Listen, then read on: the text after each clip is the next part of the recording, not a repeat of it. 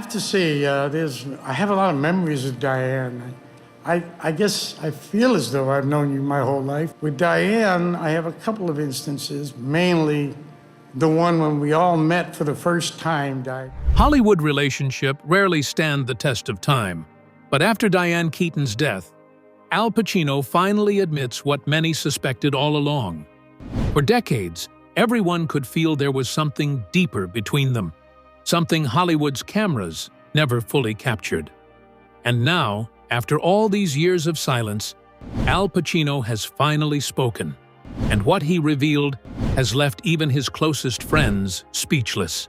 But I have to say now, dare I say it, forgive me, you're an artist, you're a great artist. I remember it and I love it, and I love you forever. This isn't just another celebrity headline, it's a raw, emotional confession that changes how we see both of them forever. Stay with me till the end, because this story takes a turn no one saw coming. Al Pacino admits Diane Keaton was the love of his life. Al Pacino had always been known as a man who kept his private life close to his chest, but when news broke of Diane Keaton's death, something inside him seemed to shatter. The world saw a side of him rarely revealed, the vulnerable, heartbroken man behind the Hollywood legend.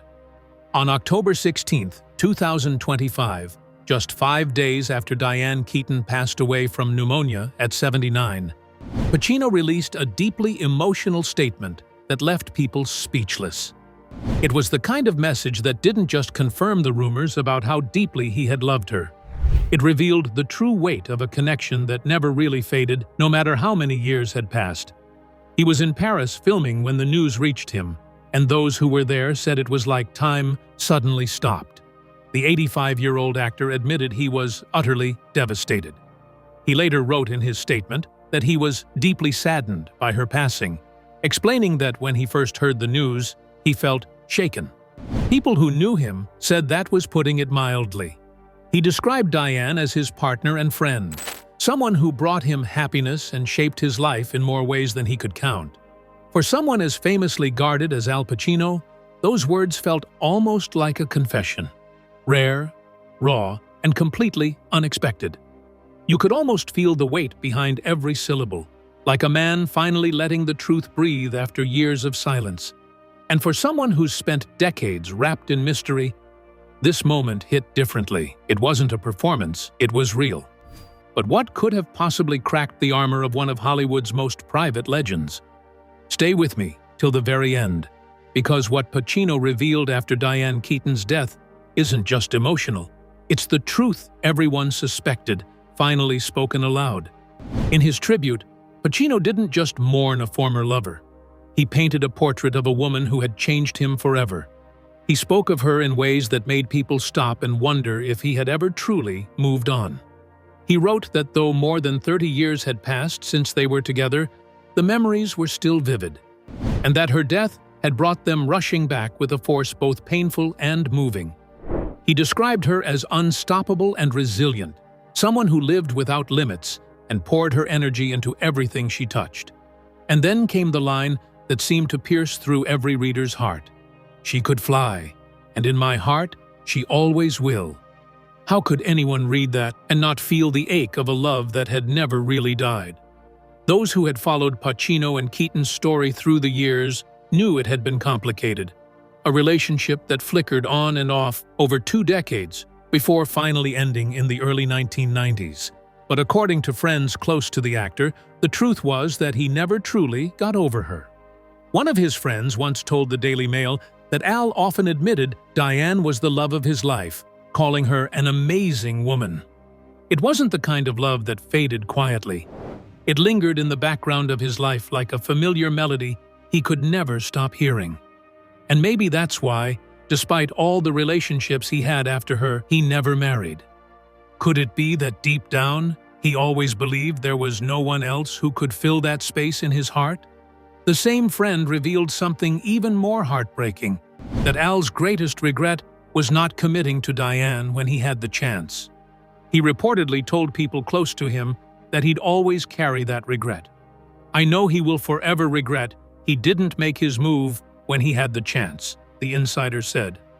Over the years, Pacino would often reflect on what might have been, sometimes saying, "If it's meant to be, it's never too late for a do-over." But time, as it always does, kept moving, and now that chance was gone forever. Isn't it strange how people sometimes realize the depth of their love only when it's too late to do anything about it? Those who read Pacino's tribute could feel that emotional pull, the way he described his memories as vivid, and how they came back with a force both painful and moving.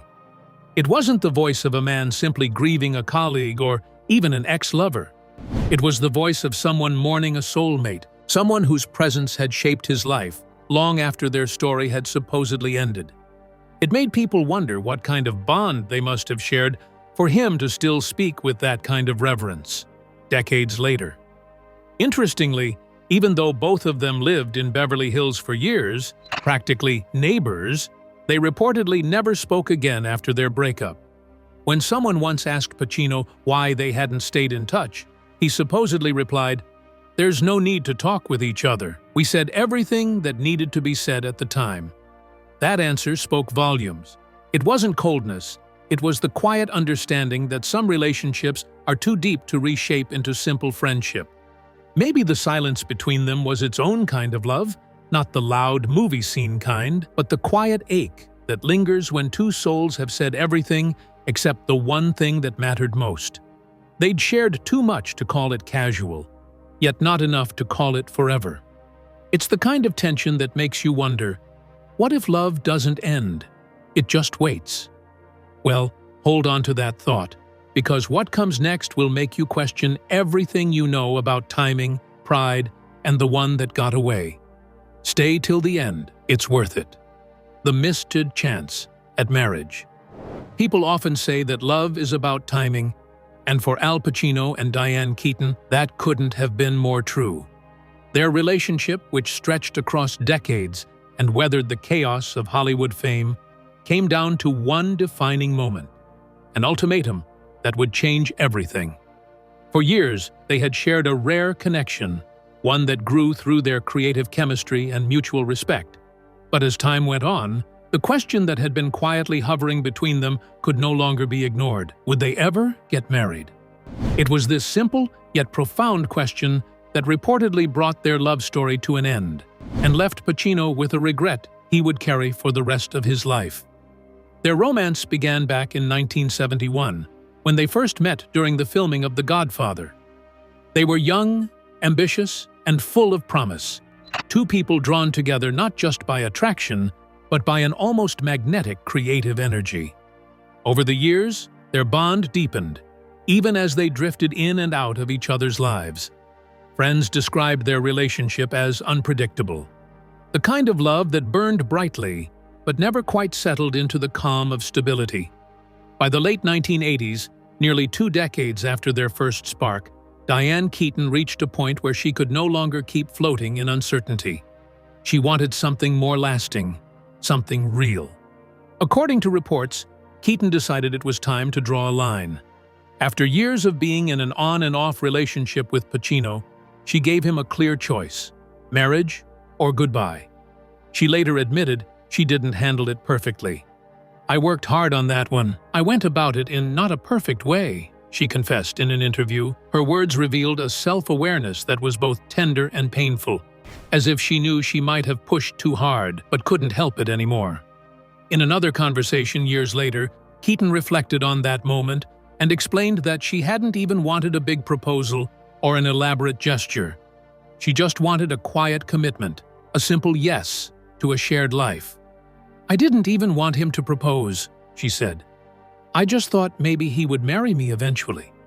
I thought, don't even propose, let's just do it." What could be more human than that, wanting love to be certain without needing it to be dramatic? A close friend told the Daily Mail that Keaton had truly seen a future with Pacino. She imagined them married, maybe even raising children together. But after years of waiting and wondering, she finally gave him that heartbreaking ultimatum: marry me or else. It was as simple as that, but also as devastating. Pacino, known for his intensity both on and off the screen, made a decision that would change both their lives. He chose not to marry her. According to sources, he refused to be pressured into doing something he wasn't ready for. To her surprise, he walked away, insisting no woman was going to push him into doing something he wasn't ready to do. One insider revealed he meant it. He left, and just like that, one of Hollywood's most remarkable love stories came to an end. Their relationship, which had survived countless ups and downs since 1971, finally fell apart for good around 1990. Neither of them ever married after that. For Keaton, the breakup became a turning point. She leaned into her independence and built a life on her own terms. She once reflected that their breakup might have been for the best, saying, "That never happened, and that is a blessing for both of us. It would have been a nightmare for him. We're very eccentric. He needed a woman who was going to take care of him. I needed a man who would take care of me." Her honesty showed that she had come to accept the truth about their incompatibility, but still, the pain of what they lost lingered. In another interview, she admitted that although walking away wasn't her choice, it was something she had to accept. "It was just very important that we left each other alone, said goodbye. Yet it wasn't my choice." Her voice carried the quiet sadness of someone who had loved deeply but learned to let go. Over time, she channeled that longing into a different kind of love, motherhood. "I wish I had found someone that I was with to be that person," she told Parade magazine. "My relationships didn't work out, and that's okay. So I thought, now I am this age, and I could adopt a child." And she did. Keaton went on to adopt 2 children in her 50s, creating a family in her own beautiful way. As for Pacino, time seemed to give him perspective, but not peace. Friends close to him have said that he still looked back with deep regret. Looking back, Al admits the love of his life was Diane, who he's always called an amazing woman, a friend shared. It's said that Pacino often reflected on how he let her go, realizing only later that what he had with her was rare, perhaps once in a lifetime. "I know he will forever regret he didn't make his move when he had the chance," the same source added. It's a thought that many people can relate to. How often do we realize the value of something only when it's gone? Pacino reportedly believed for years that maybe, just maybe, they would find their way back to each other. "If it's meant to be, it's never too late for a do-over," he would tell friends. Those words carried both hope and heartbreak, but life doesn't always grant do-overs. When Keaton passed away, that tiny glimmer of possibility disappeared forever. "But sadly, now it is," his friend said quietly. What made their story even more poignant was that, for years, they lived only a few miles apart in Beverly Hills. Can you imagine that? 2 people who once shared everything: laughter, passion, dreams, now separated by only a few streets, yet worlds apart. According to those who knew them, they never spoke again. When asked about it, Pacino simply said, "There's no need to talk with each other. We said everything that needed to be said at the time." Those words painted a picture of quiet acceptance, but also a kind of sorrow that never fully heals. Maybe that's what makes their story so haunting. Despite the distance, despite the silence, their connection never really faded. It lingered in memories, in the echoes of the past, in the films that first brought them together. And now, with Keaton gone, Pacino's regrets take on an even deeper meaning. Her absence has turned all his unspoken thoughts into permanent what-ifs. What if he had said yes? What if he had believed in love more than his fear of commitment? What if timing had been kinder to them both? Their love story began on the set of The Godfather more than 50 years ago. A story that never ended in vows or forever, but still feels timeless. It was raw, real, and full of that quiet ache only true connection leaves behind. Even after the romance faded, what remained between them was something far deeper: respect, nostalgia, and a spark that would later change everything. Because years after their love cooled, Al Pacino found himself at a crossroads, his career hanging by a thread. And that's when Diane Keaton stepped back into the picture. Stay glued, this part's unbelievable. Keaton's role in Pacino's career revival. Behind every great comeback story, there is often someone working quietly in the background, someone who never gets enough credit for what they truly did. In Al Pacino's story, that person was Diane Keaton. People might remember them for their romance, their electric chemistry on screen, or their unforgettable performances in the Godfather films, but few realize how deeply she shaped the course of his career when things began to crumble. It was said that Keaton's influence on Pacino went far beyond love or nostalgia. It stretched into the very heart of his survival as an actor and as a man trying to find his place again in Hollywood. And one can't help but wonder, where would Pacino have ended up without her quiet, unwavering presence during those dark years? The 1980s were not kind to Al Pacino. After conquering the 1970s with roles that defined an era, he found himself slipping fast. His name no longer guaranteed a hit, and audiences seemed to have moved on. Between 1985 and 1989, his films simply didn't work, one disappointment after another. The biggest blow came with Revolution in 1985, a film so disastrous at the box office that Pacino retreated from the industry altogether. He took what he called a break, but in reality, it was a kind of exile. During this time, his finances started collapsing.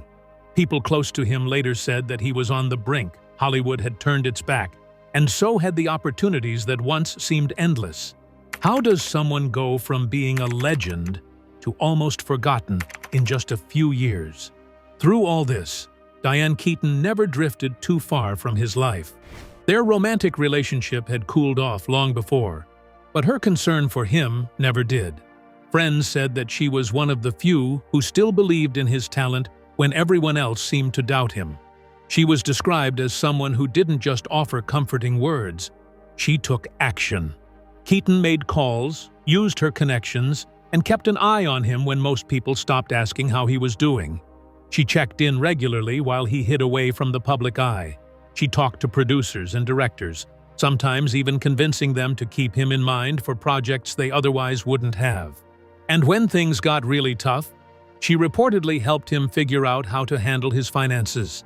At one point, Pacino nearly sold his house just to stay afloat, but Keaton talked him out of it, reminding him that this slump was only temporary. Was she his guardian angel, or simply a friend who saw the greatness that others had forgotten? Then came Sea of Love, the 1989 thriller that changed everything. Most people don't know that Keaton played a crucial role in getting Pacino that part. She had heard about the project through her network and immediately thought of him for the lead role of Detective Frank Keller. The problem was that the producers weren't exactly thrilled about casting him. His recent films had flopped, and in Hollywood, that kind of history doesn't inspire confidence. They wanted someone safer, someone with a cleaner box office record. But Keaton wasn't having it. She reached out to producer Martin Bregman, someone she had worked with before, and made her case. She told him that Pacino was ready, that this was the role that could bring him back, and that he would deliver a performance that no one else could. Her words carried weight, not because of her fame, but because people knew she was rarely wrong about talent. Her support didn't stop there. Friends later revealed that Keaton even helped Pacino prepare for his meeting with the film's director, Harold Becker. She sat with him, went through the script, and helped him understand what parts of the character would resonate most with the director. She knew which emotions to lean into, which moments to emphasize. She believed that if he could just get in the room, his passion would do the rest. And she was right. When Sea of Love hit theaters, it was a major success, both critically and commercially.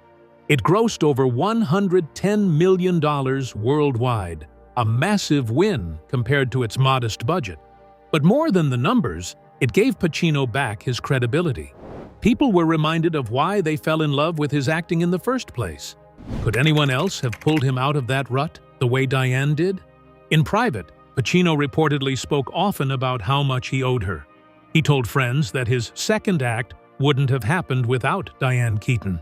When he said that, people could sense it wasn't just flattery, it was genuine gratitude.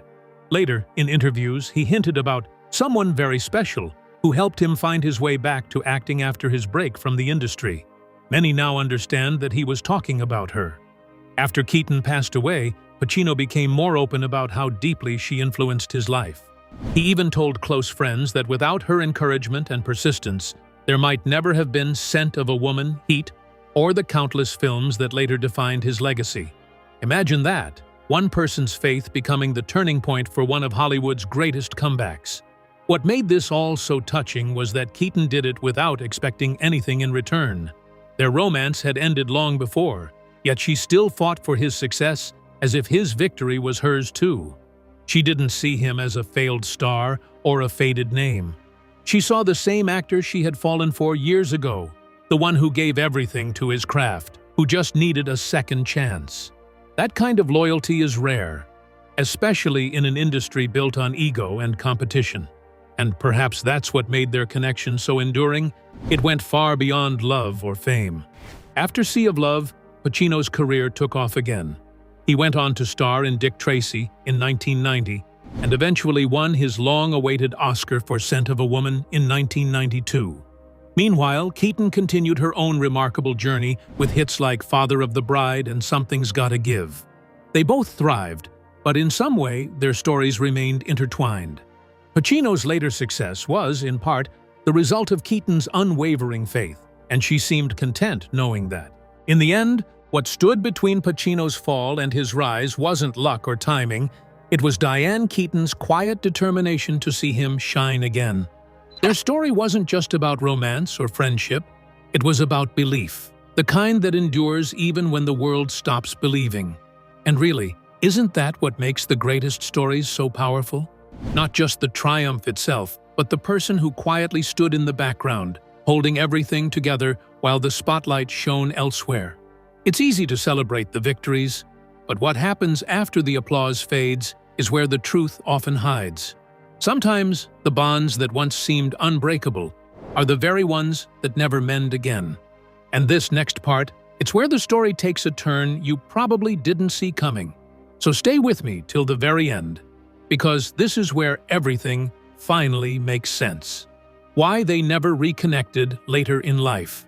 Perhaps one of the most puzzling and quietly heartbreaking parts of Al Pacino and Diane Keaton's story was how two people who had once meant so much to each other could live such separate lives for so long. People often wondered how a bond that deep could evolve into such profound silence.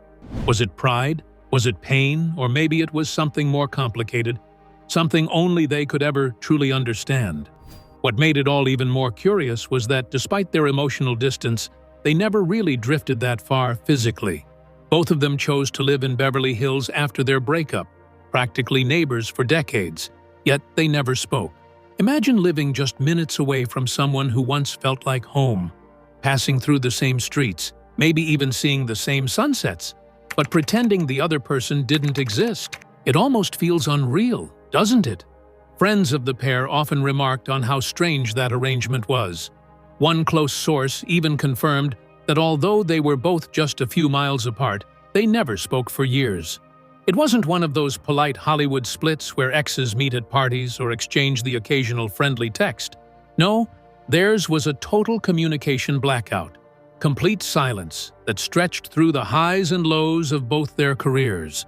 While Pacino was winning his Oscar for Scent of a Woman, and Keaton was rediscovering her spark in Something's Gotta Give, they carried on in the same small circle of Hollywood elite, attending award shows and industry events, yet always keeping their distance. Could it be that their silence was a kind of unspoken understanding between them? Or perhaps it was the only way they knew how to protect what they once had from being watered down by casual conversation. When Pacino was asked why he and Diane had chosen that strange sort of peace, his answer was as simple as it was telling. A friend once revealed that when they asked him why he didn't talk to Keaton anymore, Pacino simply said there was no need. They had already said everything that needed to be said. That short sentence carried a weight of finality, as if he believed their story had run its full course and nothing new could be added. It was as if he saw their relationship as a complete book, not one that needed sequels or new chapters. Yet others close to them had slightly different accounts. Some said that while they might not have spoken often, they always spoke highly of each other. It's hard not to notice the contradiction there. Could it be that silence doesn't always mean bitterness? Maybe, in their own quiet way, they were still speaking, just not with words. This contradiction between silence and admiration says a lot about human relationships and how people find closure in different ways. For some, moving on means cutting all ties, while for others, it means learning to exist alongside the past without reopening old wounds. Pacino and Keaton's story seemed to fall somewhere in between. They lived near each other, but carried an emotional distance that seemed carefully preserved. Their closeness in geography, yet distance in spirit, revealed a kind of discipline that not many people could maintain. It's easy to say goodbye when someone moves across the world, but how do you say goodbye when they're right down the street? That's the kind of question their story makes people ask themselves.